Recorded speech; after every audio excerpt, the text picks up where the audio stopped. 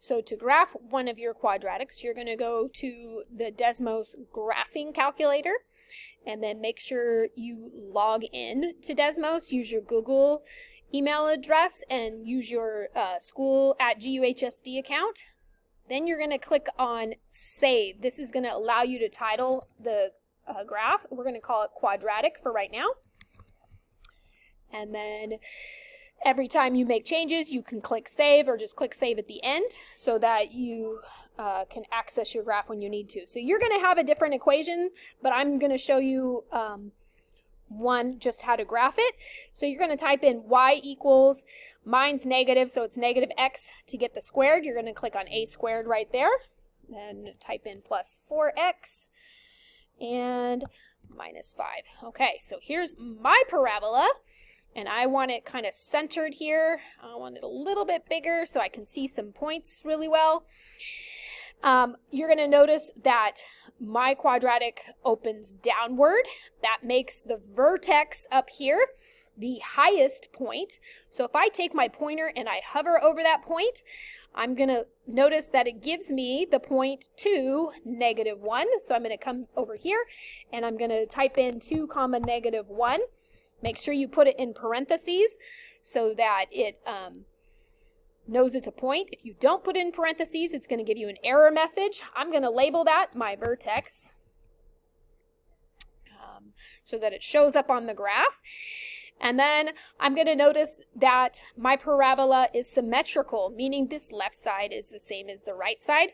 So I want this line of symmetry coming straight down the middle, okay? If it's coming straight down like this, I'm going through the number 2 right here. So my line of symmetry is x equals 2. If you click on this, there's my line of symmetry in green.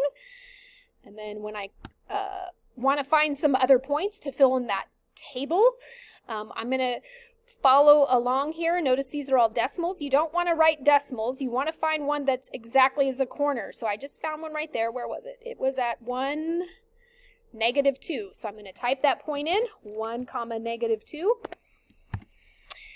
And it gives me this point on the left here. I should have a matching point over on the right side. Oh, and I clicked on it right away. It's right at 3. Oh, there it was.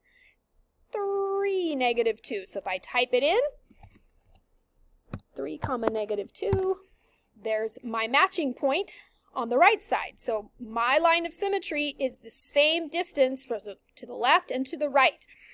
Let me come down here and find another one. That is not at a corner, so keep going, keep going, keep going.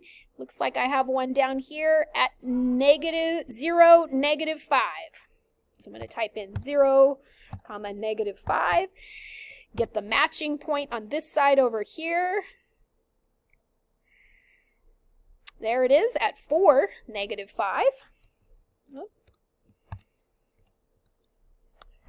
Type it in, and I've got 5 here. I'm going to fill it into the table in the packet, and then you're going to find one more set. So I believe it has lines enough for 7 of them. Come back up here, click Save. So when I want to access it later, you can click on here, and there it is. It's called Quadratic right there. You click on it, you'll be able to reopen the graph, so you won't have to retype everything in again.